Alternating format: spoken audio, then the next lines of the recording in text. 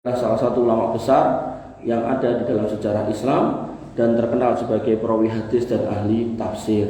Hidup pada masa tabi'in. Jadi beliau ada seorang tabi'in dan termasuk dalam Islam. Jadi ada dua Sufyan yang namanya sering disebut, yaitu Sufyan Ats-Tsauri dan kemudian yang kedua adalah Sufyan bin Uyainah. Kalau dari sisi karya itu yang paling banyak Sufyan bin Uyainah. Kalau Sufyan Ats-Tsauri kenapa enggak banyak karyanya? Karena beliau banyak menghafal, ning bar niku banyak lari dari penguasa. Mergo napa? Ditawari jabatan wegah.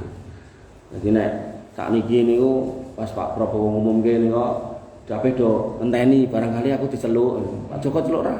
Ora. Maka niku celuk Prabowo mboten purun. Belum celuk Joko. Nah, maka yang terjadi adalah hari ini kita dapati banyak orang pengen jadi pejabat. Dan memang seperti itulah keadaan manusia. Tapi beda dengan Sufyan Ats-Tsauri. Beliau ketika ditawari menjadi hakim pada masanya pilih Melayu. Ketika ditanya lah kenapa?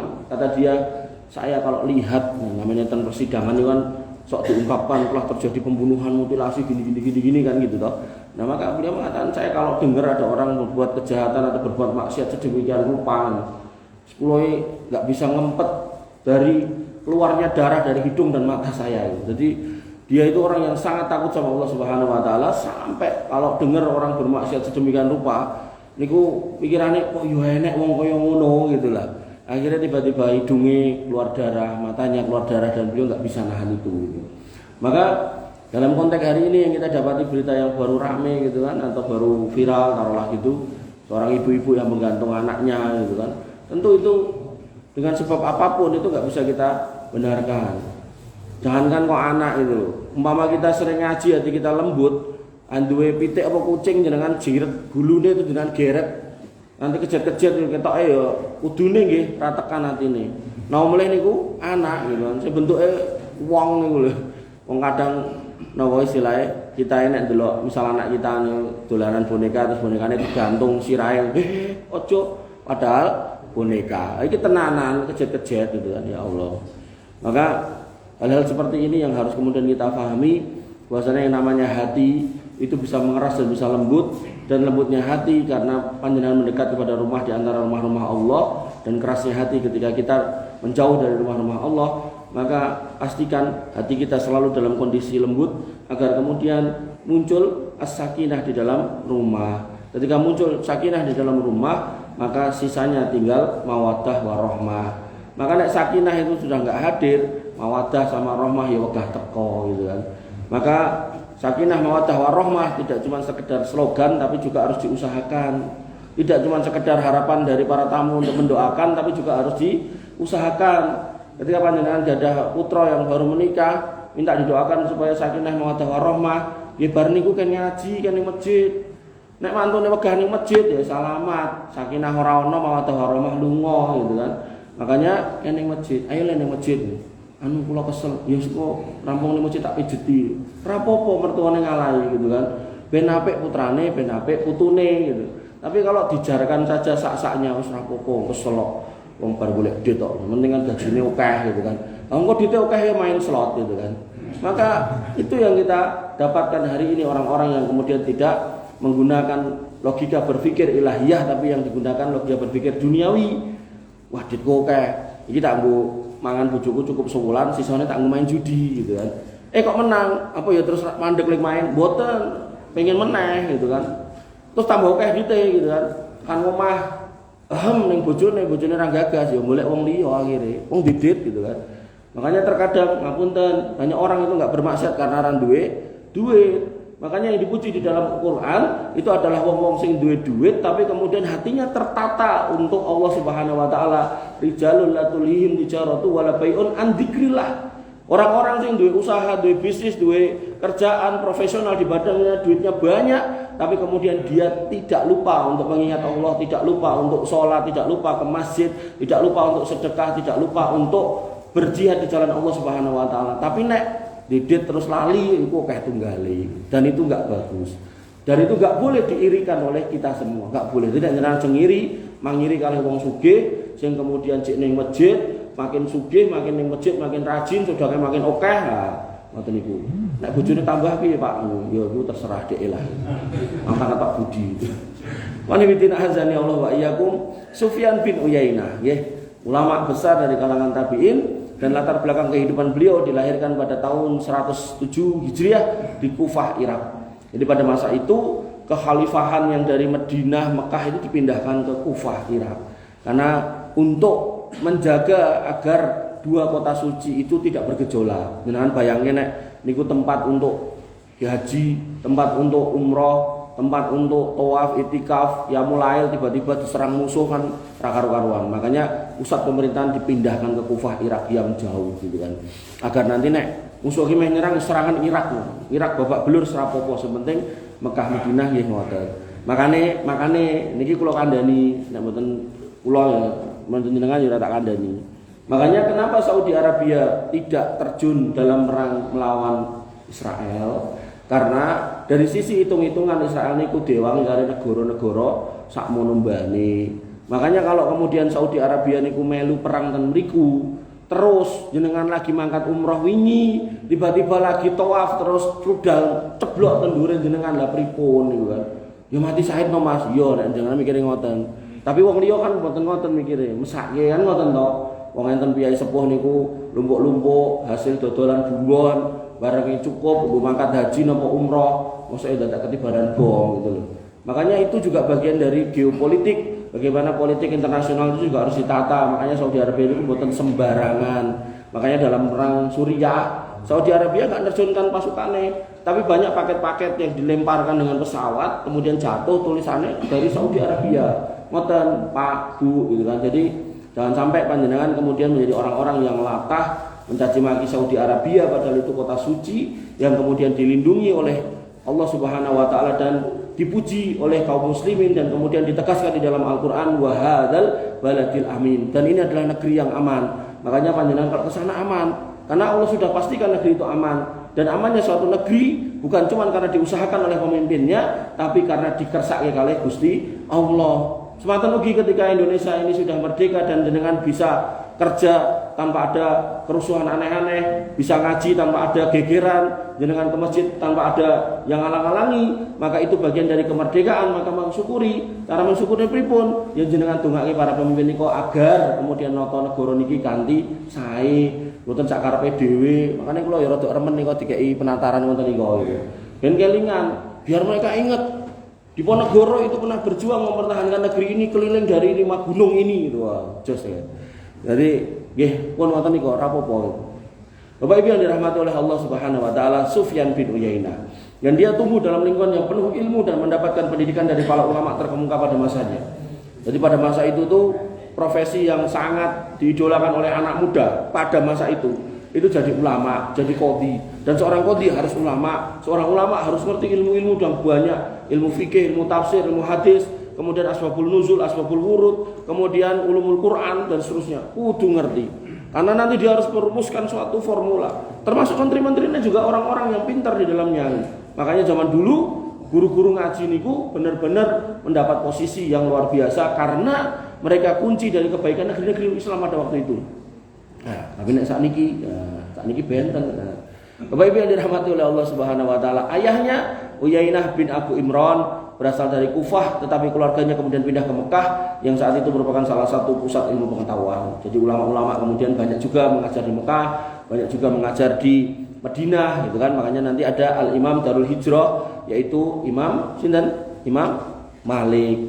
Imam Malik itu adalah salah satu di antara 4 imam dari 4 mazhab yang 4, yaitu Hanafi, kemudian Maliki, kemudian Syafi'i dan Hambali. Nah, yang berdakwah, yang mengajar di kota suci itu adalah Imam Malik.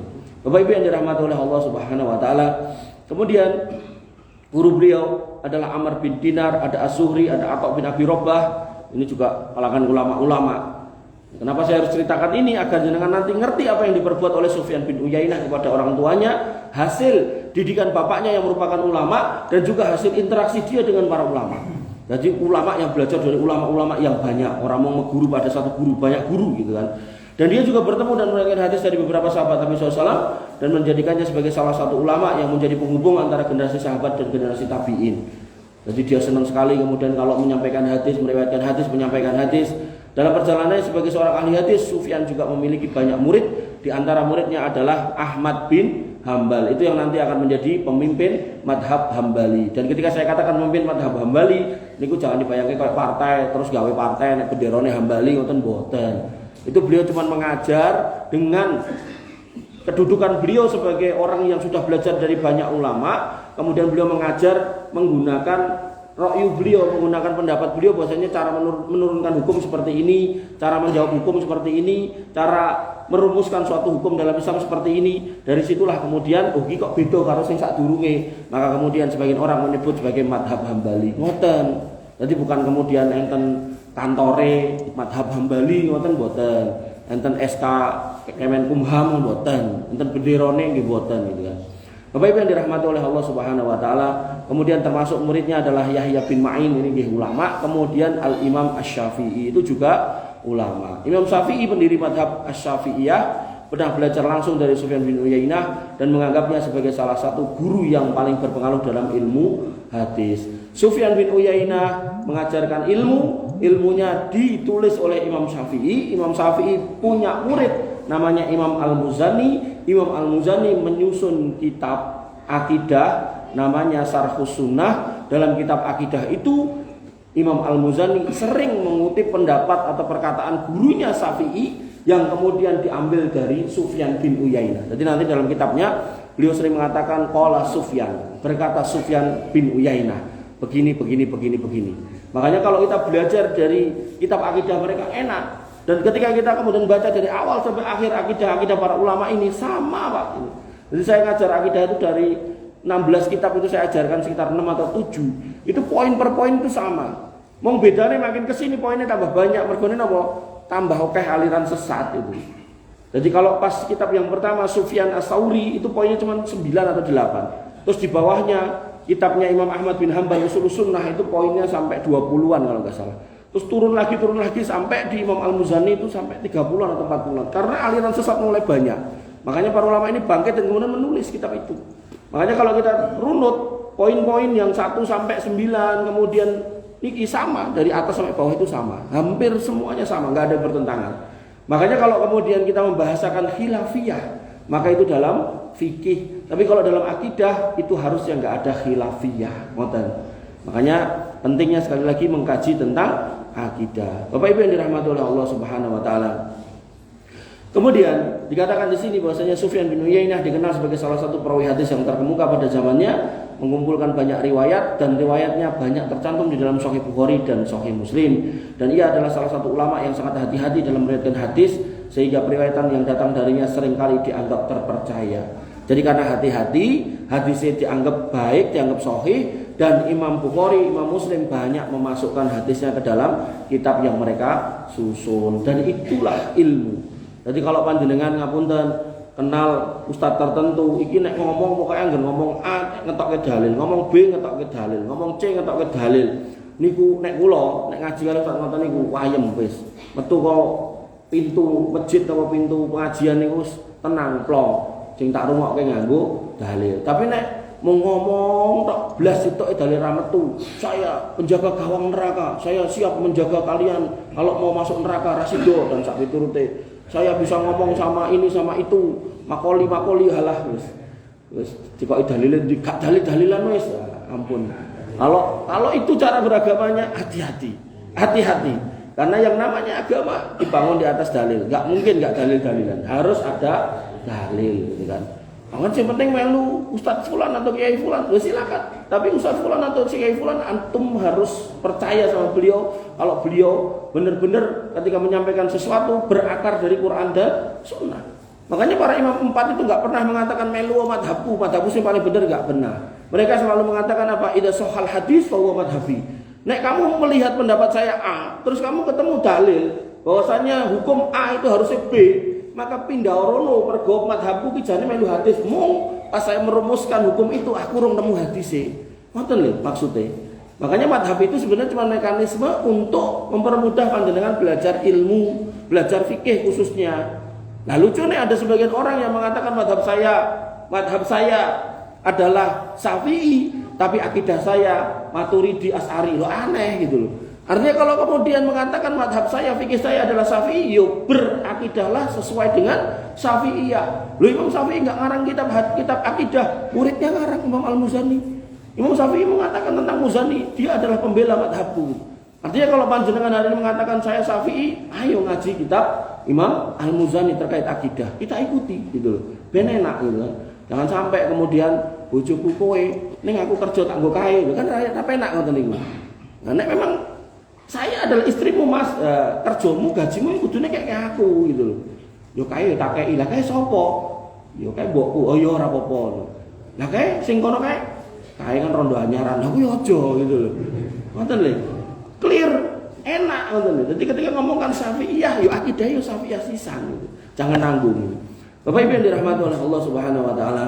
Kemudian selain ahli hadis, beliau juga ahli tafsir dan banyak menjelaskan ayat-ayat Quran dan banyak dikutip oleh para ulama dalam tafsir-tafsir yang terkenal. Kemudian hubungan dengan khalifah pada masa itu, Sufyan bin Uyainah waktu itu hidup di bawah dinasti Abbasiyah dan ia dikenal dengan kemandiriannya dalam menyampaikan kebenaran meskipun kadang harus berhadapan dengan penguasa. Jadi jihad yang paling utama itu adalah seorang ulama yang bertemu dengan penguasa empat mata, berarti matanya penguasa dua, matanya ulama ini dua.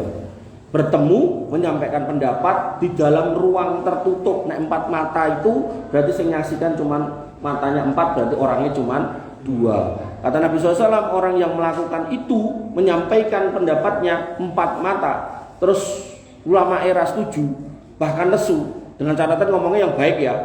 Nah kok sing baik Mas, penguasane dolim kok sisan wae sing elek sisan dibisu-bisu nek perlu. Ampun. Karena panjenengan kalau kembali kepada Musa dan Firaun, apa kata Allah Subhanahu wa taala ketika memerintahkan Musa untuk berdakwah kepada Firaun dan Harun? Jadi Firaun kan Musa kan ditemani oleh adiknya yang bernama Harun kan ngoten to. Nah, maka kata Allah Subhanahu wa taala, "Idhaba ila fir'auna innahu tagha." Kowe wong loro lunga nang Firaun. Dek tagha. Tagha itu berlebihan. Dia melampaui batas. Itu nanti akan menjadi kata-kata atau turunan katanya adalah toghut. Jadi toghut itu adalah semua perbuatan yang melampaui batas kadar makhluk melewati dan dia pengen dianggap sebagai Tuhan gitu. Jadi kalau kemudian ada asbab seseorang ini jadi dukun, maka itu bagian dari toghut. Nah dalam konteks Fir'aun dia akan mengatakan ana rabbukumul a'la, aku adalah Tuhanmu yang paling tinggi. Maka Allah mengatakan kepada Musa dan Harun, idhaba ila fir'auna innahu tagha. Ono lunga parana Fir'aun dakwa dhek iki wong sing leluwian. Tapi apa kata Allah berikutnya? Wa qula faqula, maka katakanlah dalam dakwahmu itu qaulal layyina au yatazakka. Ucapkan dengan kalimat yang lembut agar la'allahu yatazakka, agar kemudian dia mau kembali ke jalan yang benar. Coba Fir'aun yang sudah ngaku Tuhan ngikuti kon dakwai Musa kali Harun dengan cara lemah lembut gitu kan.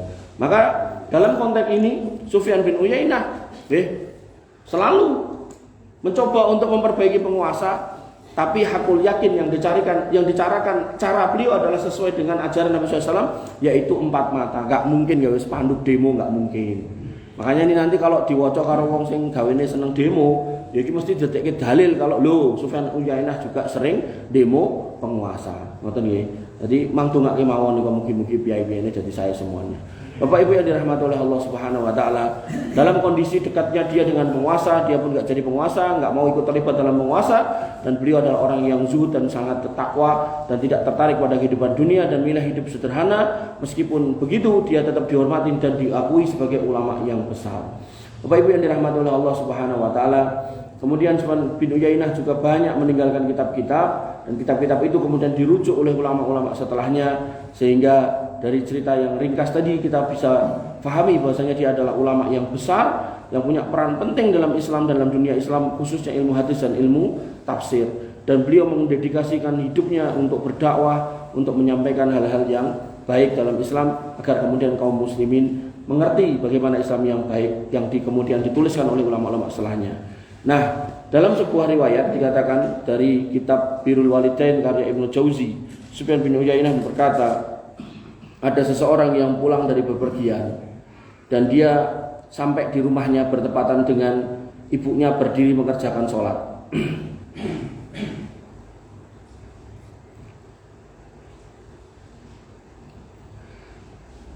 Jadi kalau ini kan sebenarnya bukan hadis, tapi kisah dari Sufyan bin Uyainah. Nah, Sufyan bin Uyainah adalah ulama yang tadi saya jelaskan macam-macam, ya toh. Yang intinya berarti beliau melihat sendiri. Nah, hadis kan nanti harus sampai kepada Nabi SAW. Nah, ini bukan hadis, tapi perkataan Sufyan bin Uyainah. Ada seorang yang pulang dari bepergian dan dia sampai di rumahnya bertepatan dengan ibunya berdiri mengerjakan sholat. Jadi sampai rumah bertepatan dengan ibunya sedang mengerjakan sholat. Nah, orang tersebut enggan duduk padahal ibunya berdiri. Mengetahui hal tersebut, sang ibu lantas memanjangkan sholatnya agar makin besar pahala yang didapatkan anaknya. Jadi Sufyan bin Uyainah bercerita tentang anak yang berbuat baik kepada berbakti kepada orang tuanya. Dalam hal ini ya kita anggapnya sepele. Jadi ada seorang ibu yang sholat dan kemudian anak ini datang. Nah, anak ini punya sikap pokoknya aku galigo nek orang disumanggake ya gitu. Nah, ibu ngerti nek anake pas sholat ibunya kok anake ra linggo, maka si ibu iki yo sisan niku. Ben pahalamu tambah akeh, tak ngadeg sing suwe sisan gitu. Wonten. Itu mirip dengan sebagian sahabat yang pernah ketika Nabi SAW bertamu ke rumahnya. Nabi mengucapkan salam, Assalamualaikum. Dia jawab, tapi alon, Waalaikumsalam. Di balik pintu. Baleni meneh Assalamualaikum, jawab lagi Waalaikumsalam. Alon tapi. Kemudian yang ketiga Assalamualaikum, dijawab Waalaikumsalam. Begitu Nabi merasa enggak dijawab 3 kali, Nabi mau pergi, dibuka pintunya disusul. Ya Rasul saya ada. Lho ngapa kok kowe ora jawab? Saya jawab, ning kula pengen jenengan dongake ping kathah, makane kula jawab alon-alon. Ngoten niku lho. Jadi orang dulu itu nek pengen dapat kebaikan niku ngoten niku trike. Ning mboten ngapusi ngoten niku. Jadi bener-bener sebuah sikap yang luar biasa baik namanya tauriyah ngoten. Jadi melakukan sesuatu sing mungkin orang awam menganggapnya kayak ngapusi, kayak trik, tapi sebenarnya itu enggak ngapusi. Itu perbuatan-perbuatan dalam rangka untuk mendapatkan doa orang-orang yang baik. Bapak Ibu yang dirahmati oleh Allah Subhanahu wa taala, niku nggih Sufyan bin Uyainah. Kemudian ada lagi Haiwah binti Syuraih. Dia adalah seorang tokoh wanita yang dikenal dalam sejarah terutama di kalangan orang-orang yang berkaitan dengan ilmu hadis. Dia perawi hadis yang terkenal dan hidup pada abad pertama Hijriah. Beliau putri dari Syuraih bin Al-Haris Al-Kindi. Jadi kalau ada orang ngomong wong Islami cuma ngajeni wong lanang mboten nggih. Haiwah binti Syuraih ini seorang wanita yang termasuk ulama dalam Islam, tapi tentu nanti mekanisme belajarnya nek dia adalah ulama perempuan bukan kemudian kon ceramah ning ngarepe piye-piye jalar ngoten mboten. Kalaupun orang laki-laki mau bertanya tetap dibalik cadar, dibalik tabir, dibalik napa itulah kain ngoten lho. Nah, bisa bertanya. Sebagaimana Ibunda Aisyah ketika Nabi SAW wafat, beliau juga banyak ditanya oleh sahabat laki-laki. Ya, tentu enggak kemudian adep-adepan, kemudian ngaji ngoten niku kados sing kita lihat ning dhuwur panggung ngoten niku mboten nggih. Nah, maka yang terjadi beliau adalah seorang yang dikenal dekat dengan tradisi ilmu dan kebijaksanaan dan bapaknya yaitu Syuraih bin Al-Haris Al-Kindi itu adalah seorang qadhi dan memiliki reputasi yang baik. Dan sebagaimana yang sering saya sampaikan kalau qadhi pada zaman itu orang yang kemudian ilmu agamanya dalam, enggak kaya saiki. Nek qadhi berarti sasarane oke, nek sakniki gitu kan. Arep mutuske hukum 20 tahun apa bebas wae dadak napa sawerane 5 miliar gitu kan. Ternyata calone malah wis lumpuk-lumpuk nganti 900 miliar meh sak triliun. Aduh, ya Allah, ngeri nggih. Dan hakim itu jane lho ya. Hakim niku kalau kemudian dia mutuskan selama saksi dan alat bukti ada, bener atau salah dia ora salah. Alat bukti ada, ning hasil para saksi memfitnah terdakwa. Hakimnya salah dalam memutuskan, pahalanya tetap siji, Pak. Nah, mulai nek dia memutuskan benar bahwasanya sing salah niku salah, maka pahalanya loro. Tapi sebaliknya, nek wong bener disalahke, wong salah dibenerke, wis genah mlebu neraka niku hakim. Apa meneh dadak nerima suap segala macam. Nah, itu makanya ngapunten dalam Islam niku perempuan itu enggak boleh jadi hakim. Karena kalau udah jadi hakim perempuan itu sering main perasaan. Engko terdakwane nangis-nangis, oh ya wis tak bebaske. Kok begitu bebas mutilasi wong meneh gitu kan. Nah, maka dalam Islam perempuan enggak boleh jadi hakim karena selalu main perasaan. Tapi nek kita ngomong ke Indonesia hukum positif ya perempuan jadi hakim banyak. Ngoten nggih. Bapak Ibu yang dirahmati oleh Allah Subhanahu wa taala, dia seorang anak hakim sehingga lingkungannya adalah lingkungan yang kaya dari sisi dunia dan juga banyak ilmu dari sisi bapaknya orang yang punya latar belakang sebagai hakim. Nah, akhirnya beliau menjadi orang yang terkenal karena memiliki ilmu yang banyak, sehingga beliau menjadi rujukan di kalangan para wanita. Jadi peran wanita itu sejak zaman Nabi itu sampai protes. Tadi saya ngisi kajian ibu-ibu di daerah Jatim mereka itu saya sebutkan sebuah hadis bagaimana para wanita itu protes kepada Nabi SAW. Ya Rasul, panjenengan selalu disibukkan dengan laki-laki. Nggih pun sakniki enten wedal sekedap. Tolong sampaikan mau idoh buat kami para wanita yang bisa kami pegang untuk pegangan hidup. Nah, mungkin kasusnya pada waktu itu banyak ibu-ibu yang keguguran putrane, mungkin banyak kasus kehamilan yang kemudian boten bisa dimong. Maka Nabi SAW mengatakan, ayu mamroatin, siapapun di antara kalian wahai para wanita, kalau kemudian anak kalian 3 orang mati mendahului kalian, maka dia menjadi hijab dari api neraka. Hadis niku hanya menjadi rujukan, disebutkan bahwasanya ayu mamroatin, berarti jaminannya mung dienggo mboke tok pake ora gitu kan. Hadis niku walaupun nanti di dalam hadis yang lain ada bapaknya juga disebut. Tapi dalam hadis itu tadi Nabi mengatakan wanita mana aja, ibu mana aja yang punya anak nanti keguguran ping 3 mendahului kalian, maka itu akan menjadi hijab dari api neraka buat ibunya. Kemudian ada ibu-ibu yang bertanya, lah nek saya 2 sudah mendahului saya gimana ya Rasul? Ya wes loro yo iyo gitu kan. Fasna ini 2 juga iya, faisnani 2 juga iya. Maka dari situ dipegang oleh para ulama bahwasanya ketika dikatakan hijab dari api neraka bukan berarti nek panjenengan ibu-ibu sudah didisi putrane kemudian aku dijamin lebu surga iki nek itu tak rasa salat ya mboten. Artinya jaminan itu menjadi berlaku ketika napa syarat dan ketentuan ditepati. Nggih menika napa wau akidahe lurus, anake pun disi 5 ning musyrik ya mboten klebu niku. Ning kafir nggih mboten saged gitu.